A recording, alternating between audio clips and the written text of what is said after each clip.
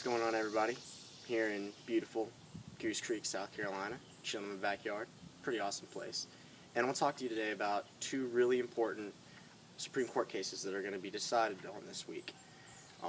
One, it has to do with Proposition 8, and the other is about the Defense of Marriage Act. And both of these cases were passed a while ago, and basically they say that marriage is between a man and a woman, which should be no new news. I mean, it's kind of obvious. But the government wants to make it open for anybody to get married, whether it be two men, two women, whatever. It'll eventually be a man and a dog, for all I know. But that's what the government wants, because you have to be tolerant of everybody, which the government says that, Catholics aren't, which is not true. First, we have to decide what marriage is. Marriage is a covenant by which a man and a woman establish between themselves a partnership of the entire life, and which is ordered by its nature to the good of the spouses and the procreation and education of offspring. Offspring, that's a very important term, because gay people, they can't have kids. It's just the way it is. And we're not being discriminatory against gay people by saying, you can't be married, because you can't just put gay in front of marriage and just call it marriage. I'm a baseball player. I can't just go out there and play baseball and I want to call it football. I'm going to do all the baseball stuff, but I want you to call it football. It's not going to work, because it has essential elements that are missing. For football, you have to have, field goals and touchdowns and all that stuff. And if you take that away, it's not football. In baseball, you have to have a bat, a ball, and a way to score runs, going from first, second, third, home. If you take any of that away, it's not baseball.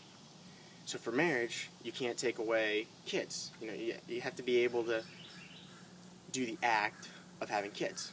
And if you can't do that, then it's not marriage. So you can't have two men who we're going to call it marriage, and it's the same thing as a man and a woman, because that's just not the case.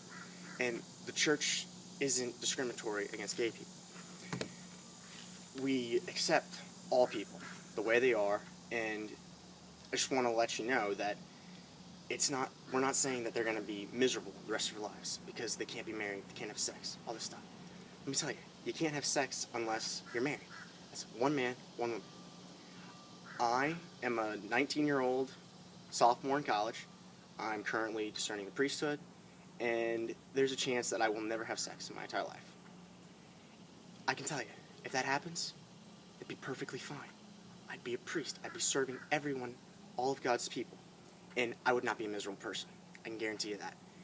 Most of the saints out there were celibate, and they lived perfectly happy lives. They were not miserable because they couldn't have sex. So I don't want to hear this whole, well, they're going to be miserable people because the church is mean and they have all these rules against gay people. That's not true.